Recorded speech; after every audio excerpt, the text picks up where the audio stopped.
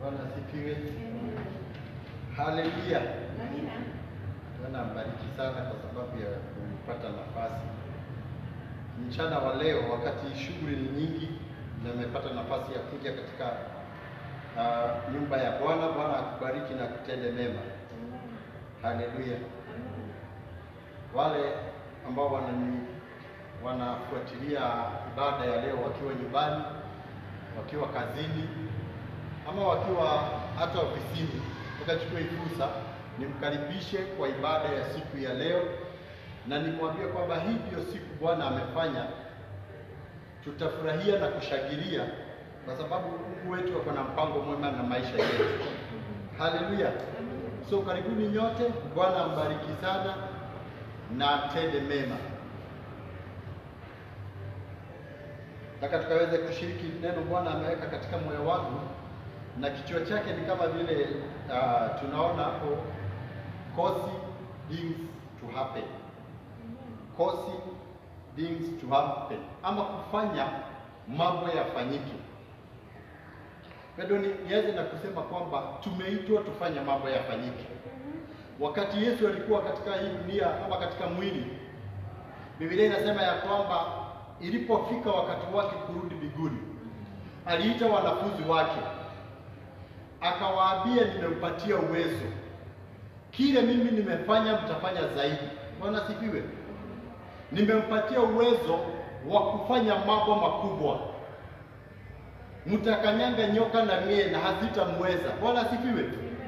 Pedro, wakati Yesu alikuita akakuleta katika ufalme, akakupatia uwezo, yaani kuna uwezo Mungu amekupatia, na huo uwezo mpendwa, si wa kukaa chini ama si wa kukaa nao tu, ama si kwamba wewe uitwe umeokoka, lakini Mungu aliweka uwezo ndani yako ukaweze kubadilisha mambo, cause things to happen. Bwana sifiwe. Ukafanya mambo yafanyike kama vile Yesu angefanya kama angekuwa katika ulimwengu. Wakati Yesu alikuwa katika ulimwengu, alikuwa aliingia kwenye harusi katika mji wa Kana of Galili. Alipoingia, Biblia inasema ya kwamba wakati tatizo iliinuka, akaleta suluhisho. Bwana sifiwe. Alipoenda kwa hekalu, kukapatikana mtu mgonjwa, Yesu alileta suluhisho. Alipoenda kule kijijini, watu wakakosa chakula, Yesu alileta suluhisho. Pendwa, wewe unastahili kumwakilisha Yesu. Na ndiposa Biblia inasema we are ambassadors of Christ. Hatujaambiwa sisi ni mabalozi wa Kristo kwa jina tu, lakini tunastahili tuwakilishe Kristo vile angefanya akiwa hapa. Ambassador wa Amerika anafanya vile Amerika inataka kufanyike hapa. Bwana sifiwe. Ukienda embassy ya Amerika, unakuta ni kama Marekani. Mishahara ya Amerika, life wanaishi kama Amerika, kwa sababu anafanya mambo yafanyike vile yanafanyika kule. Bwana sifiwe. Hata kama Bush hayuko hapa Kenya, anaweza toa statement na watu wachukulia Amerika imesema. Bwana sifiwe. Pendwa, mimi sijui wewe kama kwamba umekuwa ukimwakilisha Yesu, kama kwamba umekuwa ukiongea mambo yanafanyika, kwa sababu mwito wako ni kufanya mambo yafanyike, ni kubadilisha ulimwengu, kuteka ulimwengu na kuuleta katika upande wa Mungu. Bwana sifiwe. Haleluya. Huyo mpendwa ndio mwito tuko nao.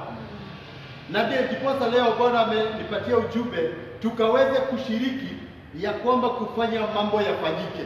Tusome kitabu ya Wafalme wa kwanza, 1 Kings chapter 18. Tutaanza mstari wa 41. 1 Kings chapter 18. 1 Kings chapter 18. Tutaanza mstari wa 41. Nasoma tafsiri ya Mfalme Yakobo ama King James translation. Biblia inasema ya kwamba, and Elijah said unto Ahab, get thee up, eat and drink, for there is a sound of abundance of rain. So Ahab went up to eat and drink, and then Elijah went up to the top of Carmel. And he cast himself down upon the earth and put his face between his knees, and said to his servant, go up now, look toward the sea. And he went up and looked and said, there is nothing. And he said, go again 7 times. And it came to pass at the seventh time that he said, Behold, there arise a little crowd of the sea, out of the sea, like a man's heart. And he said, Go up, say unto Ahab, Prepare thy chariot, and get thee down, that the rain stop thee not. And it came to pass in the meanwhile that the heaven was black with clouds, and the wind, and there was a great rain. And Ahab rode and went to Jezreel. And the hand of the Lord was on Elijah, and he created his lion at the land before Ahab, to the entrance of Jezreel. Baba, katika jina la Yesu, tunakushukuru kwa sababu ya neno lako. Bwana, tunapomega neno lako mchana wa leo, tuomba mfalme wa rehema kwamba tutakuwa vile tena, bali maisha yetu itabadilika. Neno lako lina uwezo na nguvu. Bwana, tupatie uwezo na nguvu siku ya leo, ya kwamba tukitoka hapa, mfalme wa rehema, tutafanya mambo yabadilike. Tutabadilisha hali zetu na tutabadilisha maisha yetu. Pokea sifa katika jina la Yesu, tunaomba na kuamini. Amen. Bwana asifiwe. Pendo, vile nimekuambia ya kwamba tumeitwa tufanye mambo yakaweze kubadilika. Leo nimekuja nikuelezee ya kwamba hukuitwa tu ukae vile tu umekaa, lakini unastahili ufanye mambo yabadilike. Yesu alipokuokoa alitaka aone Githurai which is better kuliko vile uliikuta. Alitaka aone familia yenu better kuliko vile aliikuta. Alitaka aone hiyo biashara iko bora kuliko vile ulipoanza. Bwana asifiwe. Na lazima tuamue ya kwamba hatutakaa chini. Mambo inabadilishwa na watu ambao wanainuka, watu ambao wanasimama, wanasema hali haitakuwa vile tena. Biblia inasema kitabu ya Wafalme wa kwanza, nafikiri mlango wa 7. Biblia inasema kwamba Elisha alienda katika mji wa Samaria, akakuta kuna njaa na mji umezungukwa, hakuna mahali wanaweza pata kitu cha kukula. Biblia inasema watu walikuwa wanakula watoto, wanakuwa wanakula vichwa vya punda. Bwana sifiwe. Lakini Elisha alipoingia katika ule mji, hakuacha ule mji ukiwa vile ulikuwa. Lakini Biblia inasema ya kwamba alinena neno, akasema kesho wakati kama huu lazima kuna mambo itabadilika. Hali haitakuwa hivi tena. Pendwa, lazima ulimwengu ujue kwamba wewe uko katika ulimwengu. Lazima mahali unaishi watu watambue ya kwamba kunaye mtu wa Mungu ako hapa mahali. Watu wajue ya kwamba tukikosa suluhisho kuna mtu tunaweza kibiria. Bwana sifiwe. Pendwa, lazima tuinuke. Biblia inasema Mungu anangojea yule ambaye atakainuka ndiposa ajionyeshe mkuu. Mungu anatazamia mtu ambaye atakainuka katika mahali unaishi, abadilishe huo mti. Kuna mambo Mungu anataka, kuna mikakati Mungu anataka kuweka, ambadilishe Kenya, lakini anatarajia kanisa inuke iweze kuobadilisha hii nchi. Bwana sifiwe. Haleluya. Elisha alipoingia pale, Biblia inasema ya kwamba akasema kesho wakati kama huu kipimo cha unga kitauzwa shekeli 1. Ninataka nikuulize mpendwa, wakati unaona makahaba wamejaa katika mji wetu, wakati unaona walevi wamejaa, wakati unaona watu wanamchukia Mungu, hawatii Mungu tena, wakati unaona hali zimeharibika, wakati unaona nchi yetu ufisadi umekuwa mwingi, wewe ni nini hiyo unafanya? Unasemanga nini wakati unaona, ama unakubaliana na wao? Unasema Kenya ufisadi ni mwingi, ama unajaribu kubadilisha? Bwana sifiwe. Maana tumeitwa tubadilishe. Leo nimekuja nikuambia mpendwa, hiyo biashara yako unaweza ibadilisha na ikue vile Mungu alisema. Unaweza badilisha hali yako. Hiyo kazi unaweza badilisha upate promotion vile Mungu alisema. Leo nimekuja kukuambia kama Mungu alisema, lazima hayo mambo yatafanyika. Bwana sifiwe. Maadamu Mungu alisema, wewe wastahili usimame na uambie watu Mungu alisema kwamba Kenya itafanikiwa, kwamba uchumi wa Kenya utapona, kwamba maisha ya watu wa Kenya yatakuwa mazuri. Unastahili usimame katikati ya watu na ukuwe na ripoti tofauti. Wacha kusikiza ripoti ambayo imeletwa na watu wa dunia. Watu wa dunia wanaangalia mambo vile yanaonekana. Bwana asifiwe. Haleluya. Biblia inaongea kuhusu Elijah. Haleluya. Na tukisoma kitabu ya tusome hapo kitabu ya First Kings. Tusome First King chapter 18, tusome mstari wa kwanza. Biblia inasema ya kwamba, and it came to pass after many days that the word of the Lord came to Elijah in that year, saying, Go show yourself at Ahab. And I said, laying upon the earth. And Elijah went to show himself at Ahab, and there was a sore famine in Samaria. Bwana asifiwe. Haleluya. Biblia inasema ya kwamba baada ya masiku mengi, au ukiona Biblia inaanza na kusema baada ya masiku mengi, ni kuonyesha kuna jambo lilikuwa limefanyika. Na lile jambo lilifanyika, mpendwa, ni kwamba Elijah alikuwa ametangaza kiangazi kwamba hakutanyesha mvua miaka 3.5. Na sasa Biblia inasema baada ya masiku mengi, Mungu akamnenea Elijah, akamwambia, enda jionyeshe kwa Ahab, maana ninataka kuleta mvua. Bwana asifiwe. Haleluya. Pendwa, sijui kama kuna jambo Mungu amekuambia. Sijui kama kuna kitu umesikia Mungu akisema. Sijui kama kuna neno ambalo Mungu amenena juu ya hiyo biashara yako ama familia yako, ya kwamba ninataka kufanya hivi, ninataka kubadilisha watu wenu, ninataka kufanya biashara iwe ya kimataifa. Sijui ni nini unashikilia, mpendwa. Ninataka nikwambie, kama neno la Bwana limenenwa na Mungu, lazima hali zitabadilika. Biblia inasema ya kwamba Mungu alimwambia Elijah, mwambie Ahab ya kwamba ninaleta mvua. Mstari wa pili unasema kulikuwa kuna njaa kubwa katika ule mji. Bwana asifiwe. Kiangazi kilikuwa kimetanda, hakukuwa na dalili ya mvua, hakukuwa na jambo linaweza fanyika mvua inyeshe. Watu walikuwa wamejua huu ni wakati wa kiangazi, walikuwa wanajua wakati mvua inyeshi. Ninataka nikuambie mpendwa, Mungu wetu anabadilisha majira. Mungu wetu yeye ni muumba wa kila kitu. Biblia inasema vitu vyote viliumbwa na yeye na kwa sababu yake. Hiyo hali ambayo unapitia mpendwa, iko kwa sababu ya Mungu. Inaweza mtukuza Mungu mpendwa, inaweza muinua Mungu kama unaweza simama. Bwana asifiwe. Kama mpendwa unaweza simama, ushikilie neno la Bwana, kile Mungu amenena katika maisha yako. Alimwambia Elijah, mwambie Ahab ya kwamba nataka nilete mvua, hata kama hakuna dalili, hata kama kiangazi kimekuwa kikubwa, ninataka mvua inyeshe. Sijui mpendwa ni nini umesikia kutoka kwa Mungu, kwa sababu kile umesikia, hiyo ndio itakupatia uwezo wa kusimama. Kama umesikia mpendwa kutoka kwa Bwana, unaweza badilisha hiyo hali. Bwana asifiwe. Pendo wa Kristo wengi, unabii unakuja na unapita, kwa sababu kama hakuna mtu wa kufanya ile neno lifanye kazi, neno linapotelea bure. Bwana asifiwe. Neno halifanyi kazi.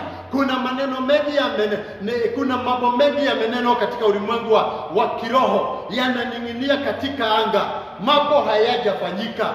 Wazazi wako Mungu akanena kupitia hicho kizazi, akasema ninataka kubadilisha familia, hawakubadilika mpendwa. Amesema hata kizazi chako mambo inaendelea kama kawaida, watu wanafuatilia kama vile walikuwa. Lakini leo nimekuja nikwambie, waweza kamata lile neno na ubadilishe hiyo hali. Bwana asifiwe. Unaweza badilisha hiyo hali, maana Mungu anataka tufanye mambo yafanyike.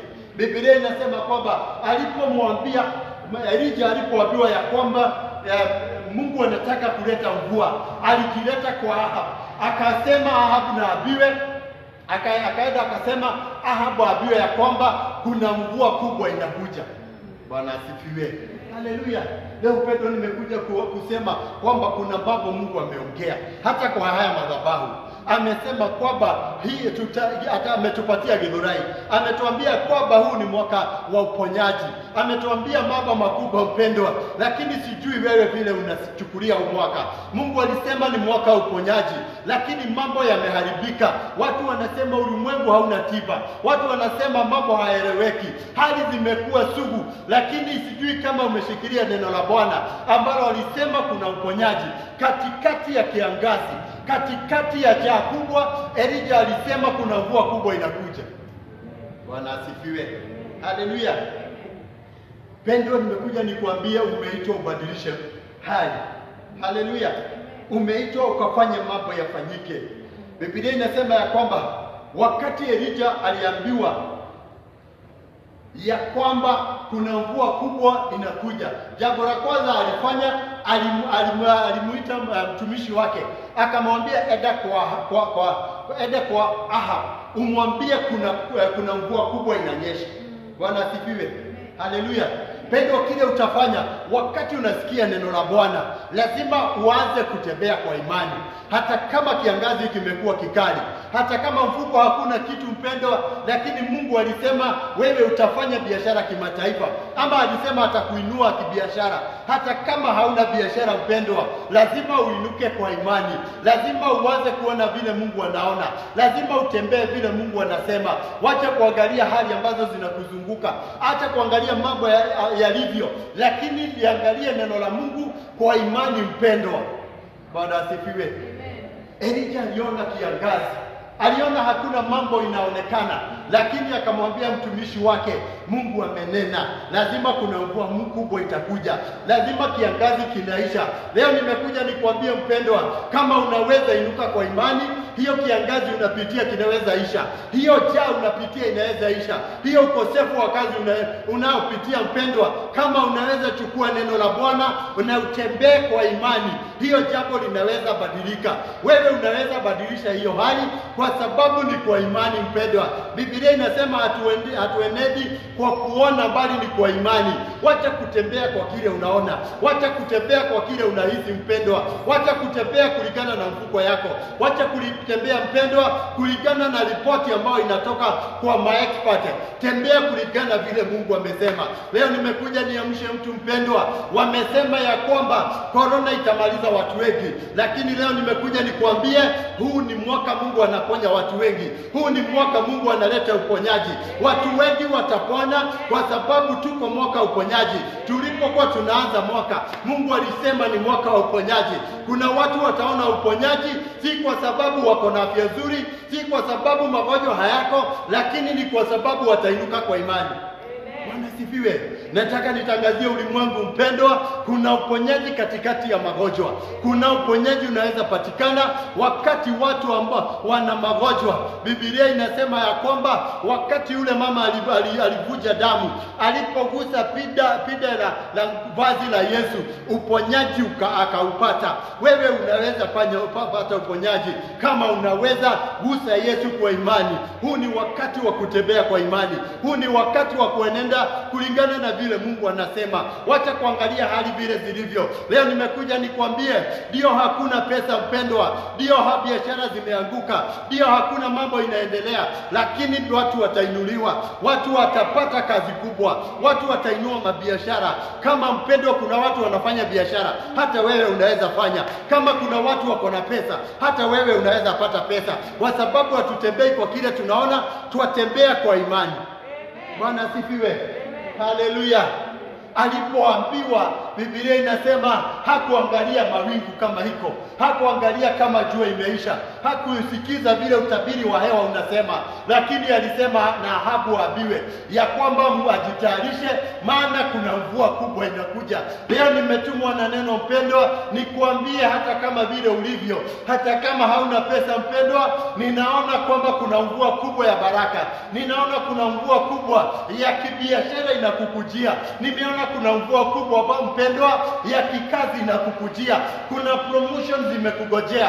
Kuna kuinuliwa ambao kumekugojea. Haijalishi vile mambo yalivyo, lazima tuangalie mambo kwa imani. Bwana anaponena mpendwa, lazima ifanyike. Biblia inasema ya kwamba neno la Bwana haliwezi kumrudia bure.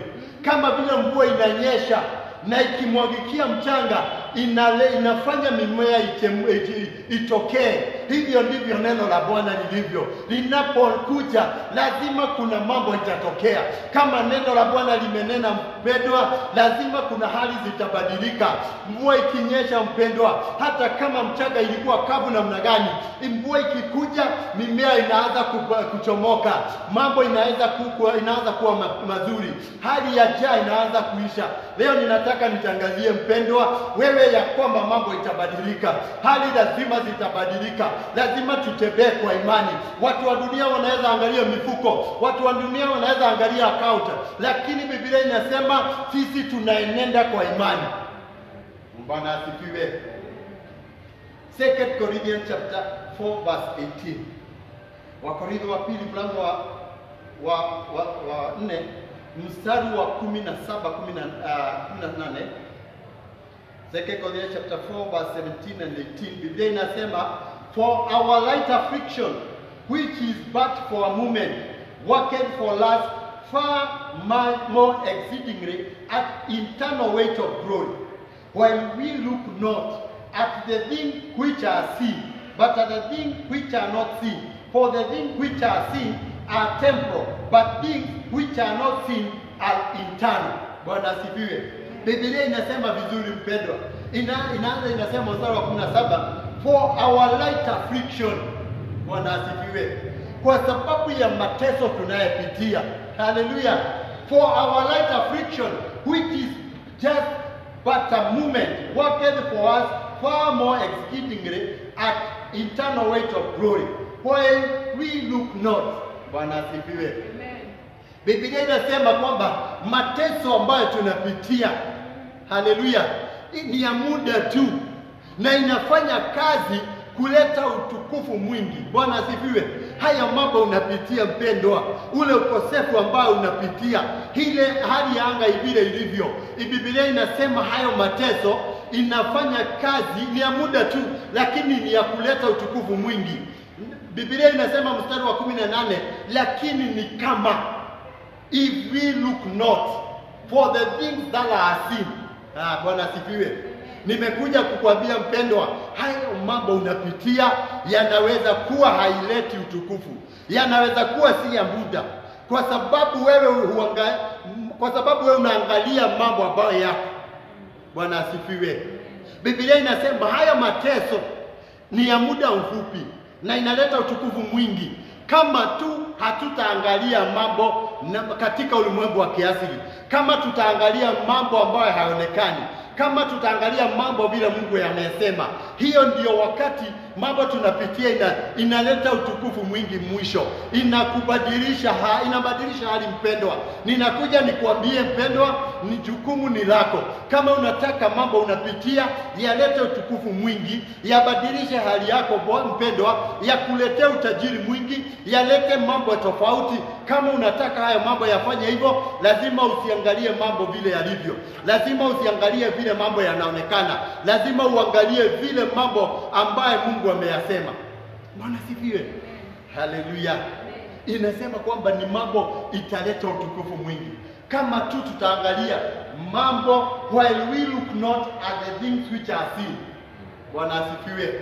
Hiyo mateso, hiyo biashara kuanguka inaweza kuletea utukufu mwingi kama hutaangalia hali zile ziko mpendwa, kama hautasema mambo hayawezi endelea, kama hautasema uchumi umeanguka, biashara haziwezi fanya, lakini uangalie mambo ambayo hayaonekani, uangalie kile Mungu alisema kuhusu hiyo biashara, uangalie hali ambazo Mungu alisema zitakuwa. Biblia inasema hayo mambo yanaweza leta utukufu mwingi. Bwana asifiwe. Ninataka mpendwa nitabirie mtu ambaye anapitia hali ngumu, ambaye mwili wake umefunyika na magonjwa, ambaye wakati huu anatazama akiwa kwa kitanda, kwa sababu daktari amesema wewe magonjwa yako hayaponyeki. Nataka nikutambirie mpendwa, nikwambie hii hali ni ya kuleta utukufu mwingi. Usiangalie mambo ambayo yanaonekana, usiangalie ripoti daktari ameandika, angalia vile Mungu amesema ya kwamba kupitia mijeredi tumepona. Uangalie uponyaji wako Mungu amekupea. Hayo mambo ama huo ugonjwa mpendwa unaweza kuleta utukufu mwingi baadaye. Bwana asifiwe. Elija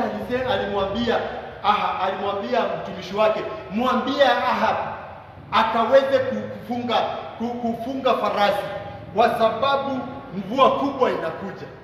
Ijapokuwa kuna kiangazi, mambo makubwa yanakuja kufanyika. Ninataka nitangaze, huu mwaka unaonekana kama ni mwaka mambo yameharibika, lakini katikati ya huu mwaka kuna utukufu mwingi Mungu anatayarisha. Kuna mambo makubwa Mungu anatayarisha kwa wale watu wanaona mambo ambayo hayako, wale wanaangalia katika ulimwengu wa imani. Bwana asifiwe. Haleluya. Pendwa, we must walk by faith. Tembea kwa imani. Biblia inasema kwamba Mungu alimwambia Abrahamu, nitolee dhabihu mtoto wako. Na kumbuka huyu ni mtoto wa ahadi. Mungu alikuwa amesema kupitia mtoto utaitwa baba wa mataifa mengi. Lakini sasa imefika mahali Mungu amesema mtoe dhabihu. Haleluya. Na Abraham alikuwa ni mtu wa kutoa dhabihu. Alikuwa anajua kutoa dhabihu inamaanisha nini. Wakati ni kumaliza hiyo kiumbe hakitaishi tena. Bwana asifiwe. Lakini Biblia inasema ya kwamba akaamini Mungu ambaye anahuisha, anaita mambo ambayo hayako kama yako. Haleluya. Pendwa, imani ni wakati unaamini na unaanza kutembea.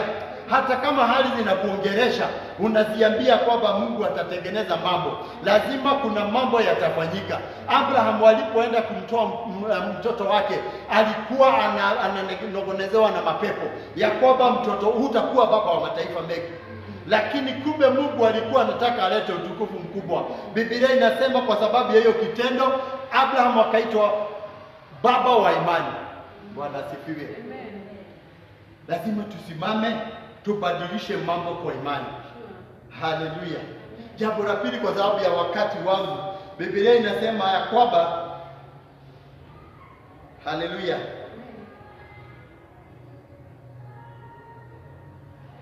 Biblia inasema ya kwamba, and Elijah said to Ahab, go thee up and drink, for there is a sound of abundance of rain. Bwana asifiwe. Haleluya. Biblia inasema ya kwamba akamwambia Ahab, enda ukule na ukunywe. Ninasikia sauti ya mvua kubwa. Bwana asifiwe. Na kumbuka mpendwa, wakati huu kulikuwa kiangazi. Kumbuka hakukuwa na chochote. Chakula ilikuwa imeisha. Biblia inasema kulikuwa na njaa. Lakini Elijah anatokea anamwambia Ahab ya kwamba enda ujitayarishe, maana ninasikia sauti ya mvua kubwa. Bwana asifiwe. Na kumbuka Ahab hasikii mvua, hakuna mawingu inaonekana. Leo mpendwa, ninataka nikwambie, kama utabadilisha hizo hali, lazima uanze kusikia kutoka ulimwengu wa kiroho. Bwana asifiwe. Lazima usikie mambo ambayo watu hawasikii. Kama unataka kubadilisha familia yenu, kumbuka kuna watu wamesoma mpendwa, kumbuka kuna watu wako na mabiashara, lakini kama kuna mabadiliko itaingia, lazima kuna mtu ambaye atasikia kutoka ulimwengu wa kiroho. Kuna mtu atasikia mambo watu wengine hawasikii.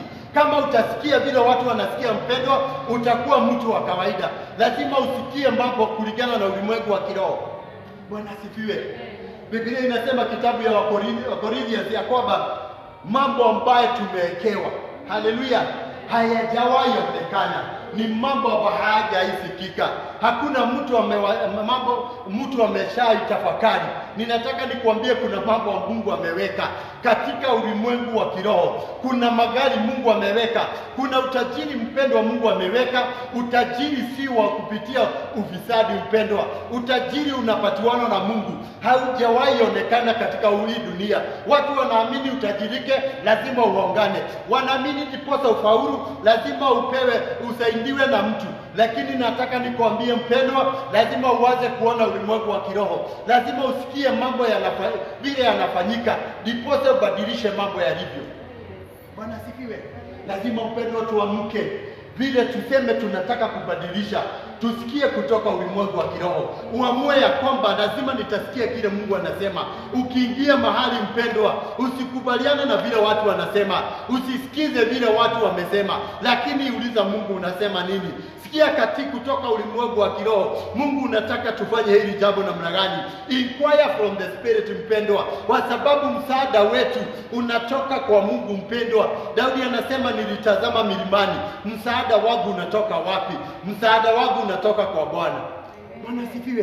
Pendwa, msaada wako unatoka kwa Bwana. Unaweza simama na usikie vile Mungu anataka na ubadilishe hizo hali. Haleluya. Biblia inasema watu wangu wanaangamiza. Kitabu ya Hosea 4:6 nasema kwamba watu wangu wanaangamia maana hawapati ufahamu, hawapati maarifa. My people perish for lack of knowledge. Bwana asifiwe. Haleluya.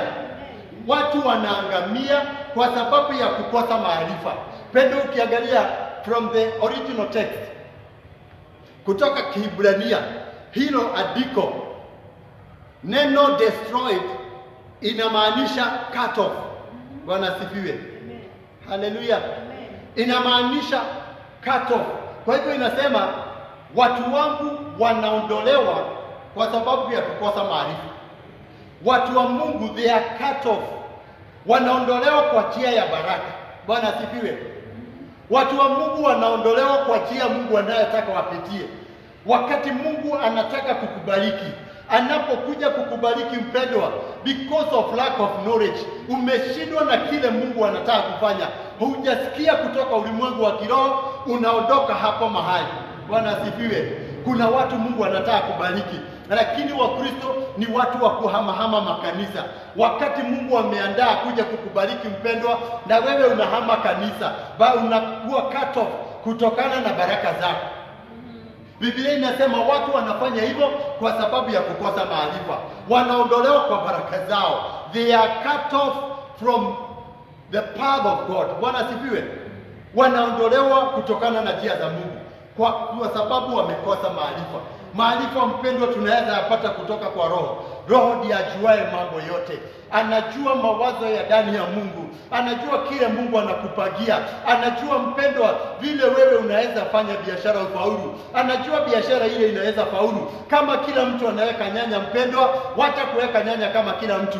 Anza kusikia kutoka kwa ulimwengu wa Roho. Jua ni nini kinahitajika wakati huu. Jua ni jambo gani Mungu anataka lifanyike. Bwana asifiwe. Biblia inasema wanaangamia kwa sababu wamekosa maarifa. Ninaomba kwamba hutaangamia maana umekosa maarifa. Hutaondoka kwa baraka zako maana umetoka maarifa. Ndio ulisikia Mungu akisema ni biashara, lakini lazima ujue ni biashara gani. Siku ya leo watu wote wanauza, wakiona mtu ameanza kitu wanakimbilia kuuza hiyo kitu. Bwana asifiwe. Biblia inasema ya kwamba wakati kulikuwa kiangazi, watu wamesema si wakati wa kupanda. Watu wamesema si wakati wa kwenda shambani, lakini Mungu akamwambia Isaka, enda ulime na upande, kwa sababu utavuna mavuno mengi. Bwana asifiwe. Haleluya. Pendo, lazima usikie kutoka kwa Mungu, maana ukisikia kutoka kwa ulimwengu wa kiroho, hiyo ndio unajua kile Mungu anataka kufanya. Unajua baraka zako zinapitia wapi. Unajua ni njia gani Mungu anakujia. Ninataka nikuambie mpendwa, lazima usikie kutoka ulimwengu wa kiroho. Kama utabadilisha mambo, kama utabadilisha hali ambayo uko mpendwa, kama tutabadilisha Kenya, mahali kuitwa mahali ambapo watu wanamwogopa Mungu. Siku ya leo Kenya inajulikana na ufisadi. Sijui wanaiweka na bagapi dunia mzima, lakini ninataka nikuambie tunaweza simama kama kanisa, tunaweza simama kama Wakristo na tubadilishe ulimwengu. Kenya hii ijulikane kama taifa ambayo kuna uaminifu. Bwana asifiwe. Haleluya. Kwa hivyo mpendwa, wewe umeitwa ubadilishe hali. Lazima usikie kile Bwana anasema. Lazima usikie Mungu anasema kukuhusu nini. Anasema nini kuhusu mambo ambayo unataka kufanya. Usiingie kadarasi kwa sababu watu wanaingia makadarasi. Sikia kutoka kwa Mungu. Kama ni wakati wa kusign contract ama si wakati wa kusign contract. Watu wanaweza sema sio wakati kwa sababu uchumi umeharibika, lakini huu ndio wakati Mungu anataka kuinua watu wake. Bwana asifiwe. Haleluya. Kwa hivyo mpendwa, kama unataka kusikie kubadilisha mambo, lazima usikie kutoka ulimwengu wa Roho. Jambo la mwisho mpendwa, kama unataka ubadilishe mambo, Biblia inasema alipomwambia Ahab aende akajitayarishe, Ahab alirudi mlimani. Bwana asifiwe. Alienda kutafuta uso wa Bwana. Alienda kuambia mkio kukiri neno la Bwana. Bwana asifiwe. Lazima mpendwa ukiri hilo neno. Hilo Bwana amesema litafanyika. Lazima uende mahali na uite mambo hayako kama yako mpendwa. Lazima useme kuna utajiri mkubwa. Lazima useme mvua imefika wakati wake. Lazima useme hali lazima zibadilike. Leo nimekuja kukuambia mpendwa, hilo jambo Mungu alisema waweza fanya lifanyike. Unaweza likiri mpaka litendeke. Bwana sifiwe. Mpendwa, lazima tusimame na kile Mungu amesema. Kama Mungu alisema tutafaulu, sema utafaulu mpendwa. Wacha kusema kile Mungu ambaye hajasema. Bwana asifiwe. Biblia inasema ya kwamba Jabez alizaliwa akiwa mtu mwenye heshima. Bwana asifiwe. Lakini kwa sababu ya mambo aliyopitia, kwa sababu ya mahali alizaliwa, kwa sababu ya maneno mama yake alisema, Biblia inasema akawa maskini, akawa mtu amefinyika, akawa mtu ambaye hana heshima. Lakini Biblia inasema ya kwamba alienda mbele za Bwana, akamwambia nibariki kweli kweli, badilisha hali zangu. Wakristo wanajua kile Mungu amesema. Watu wanajua mambo Mungu anataka kufanya, lakini wanataka kukaa kama ulimwengu. Wanajua mambo Mungu anataka kufanya, lakini wanakaa kama kawaida. Mpendo, imefika wakati wetu tusimame na tubadilishe mambo. Tuite mambo ambayo hayako kama yako. Kile Mungu alisema, kama alisema wewe ni wa heshima mpendwa, lazima uheshimiwe. Wacha kusikiza kile watu wanasema. Wacha kusikiza kile watu ambao wanaita. Bwana sifiwe. Lazima tuseme kile Mungu amesema. Haleluya. Lazima tukiri. Confession bring possession. Bwana sifiwe. Kukiri kunaleta kumiliki. Bwana asifiwe. Usikae tu hivyo, watu wasikwambie wewe ni maskini. Simama useme kupitia neema ya Yesu alifanyika maskini niwe tajiri. Bwana asifiwe. Kiri neno la Bwana mpendwa. Simama na kile Mungu amesema, na lazima kitatendeka kile amesema. Bwana asifiwe. Haleluya.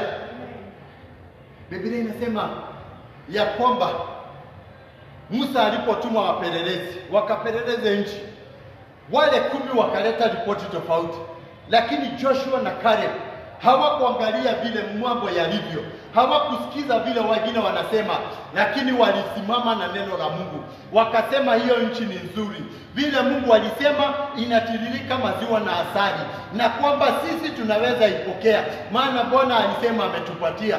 Sijui mpendwa, unamwambia shetani namna gani wakati shetani anasema wewe ni maskini? Sijui wewe unasema nini, kwa sababu kuna kitu Mungu amesema kuhusu wewe. Maana sifiwe. Leo nimekuja nikuambie mpendwa, kiri na utapokea. Kiri na utabadilisha haya mambo. Hallelujah.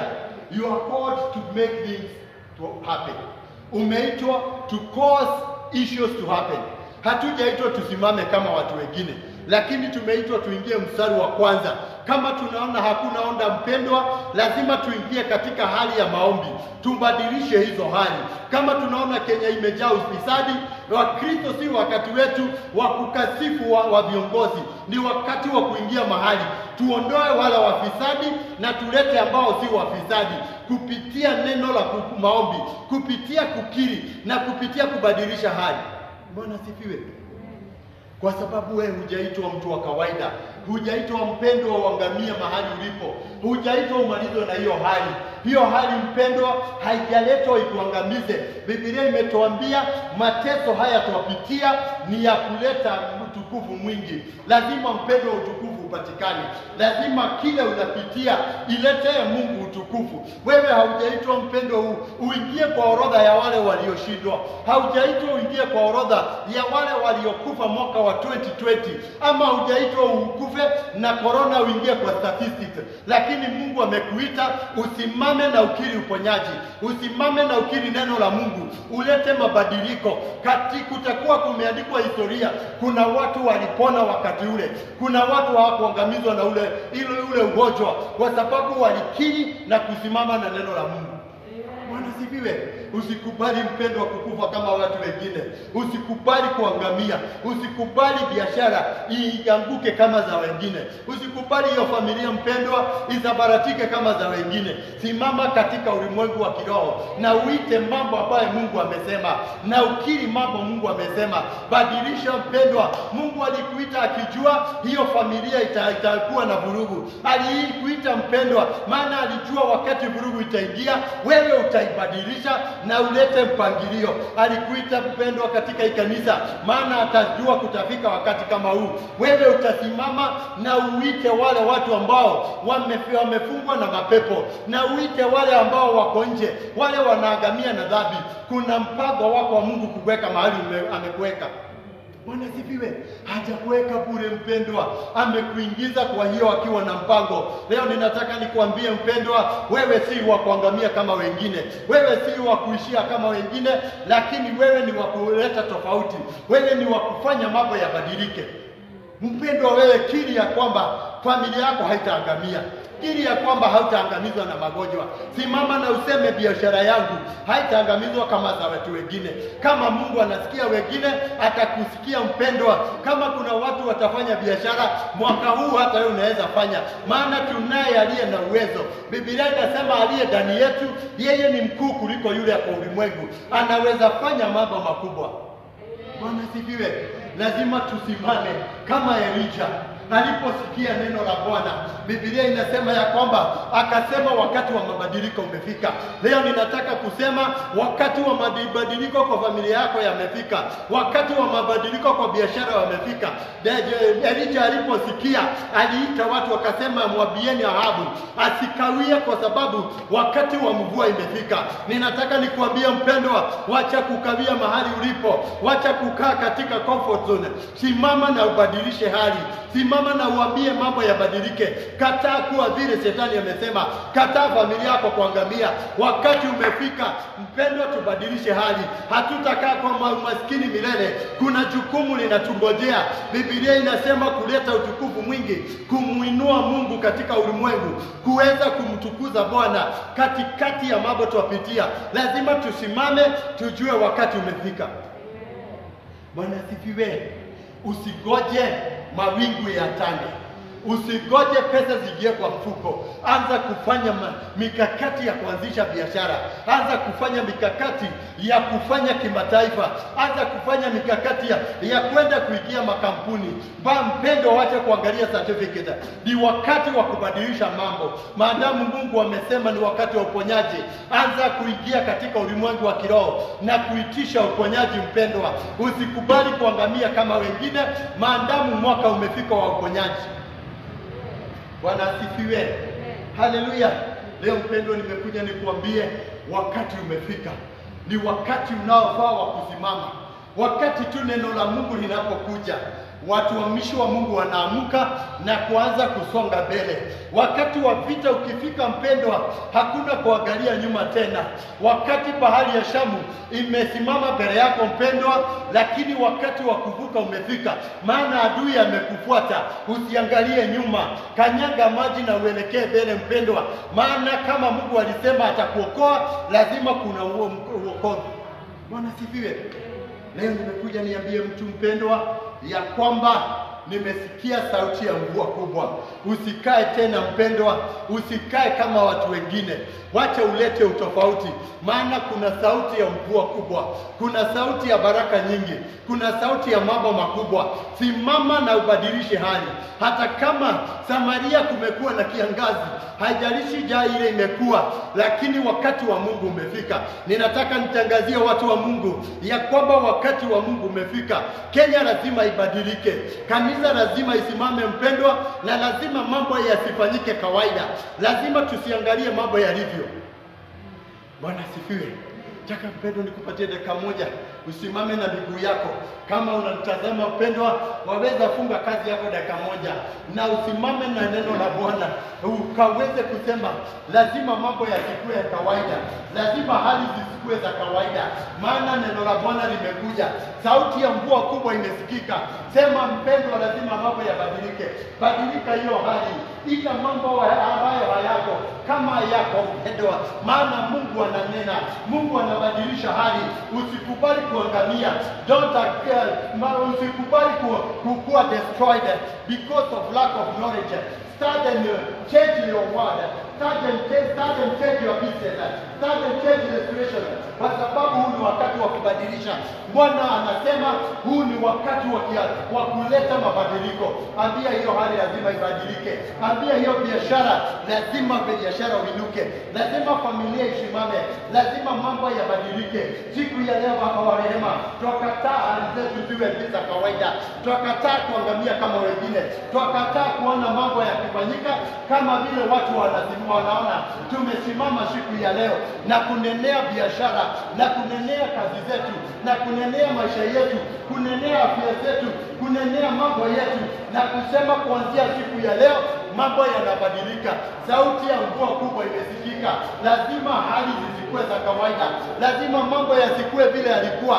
Kuna kubadilika kumekuja, kuna kiangazi imefika mwisho, kuna njaa imefika mwisho, kuna magonjwa yatafika mwisho, kuna kuanguka kwa biashara kunafika mwisho.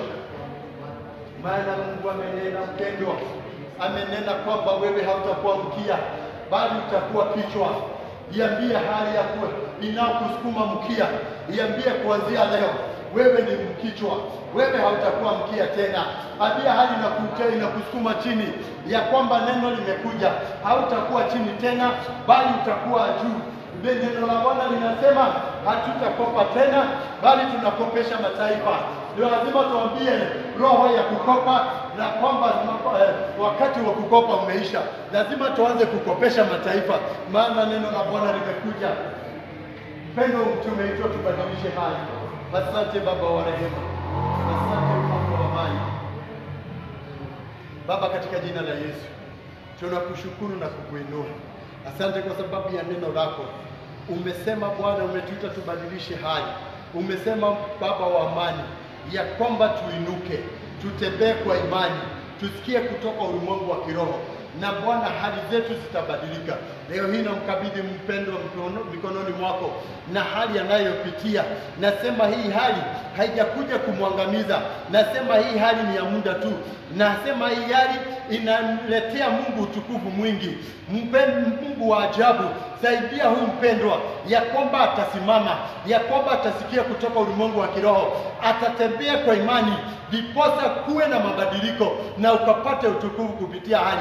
Na nenea mambo wanapitia, hali ya kiangazi ikaishe, hali ya kukosa ikaishe, hali ya biashara kuanguka ikose, hali ya mambo kutafanyika iishe, maana kuna sauti kubwa ya baraka nyingi ambao ni ya watu wa Mungu. Asante Baba wetu, nakabidhi watu mikononi na waombea. Kuanzia leo waanze kubadilisha hali zao. Kuanzia leo mambo yaanze kubadilika kwa sababu ya utukufu wako. Pokea sifa Bwana. Tunapotoa Baba wa rehema, pokea matoleo yetu. Utubariki na utende mema. Tunapoachana mchana wa leo, tuomba neema na fadhili zako. Na tunapoenda kubadilisha hali zetu, wacha ukatuonekanie na ukatutie nguvu. Katika jina la Yesu tunaomba na kuamini. Amen. Sema amen. Amen. Amen. Amen. Haleluya. Tunashukuru Bwana, maana lazima hali zetu zibadilike. We are called to change, to make things happen. Haleluya. Shukuru Bwana kwa sababu ya wakati huo. Bwana ambariki. Nyinyi mmetazama ama mmesikia kutoka kwa mkiwa manyumbani. Bwana ambariki. Badilisheni hali zenu. Nasi Bwana atubariki, tubadilishe hali zetu kuanzia siku ya leo. Mambo ya siku ya kawaida. Ukiingia mahali, leta suluhisho ama leta tofauti na tutabarikiwa. Tutasema neema, alafu tutatoa pesa yetu, tutaweka kwa hii sanduku liko hapa. Wale wako nyumbani, tutaweka namba yetu ya matoleo kwa platform. Unaweza toa sadaka, unaweza toa fungu la 10, unaweza mwabudu Bwana kwa mali zako, na najua utabarikiwa. And now may the grace of our Lord Jesus Christ, love of God, and now may the grace of our Lord Jesus Christ, the love of God, and the fellowship of the Holy Spirit be with us now and forevermore. Amen. Amen. God bless you. Shalom. Bwana ambariki na mtende mema. Amen.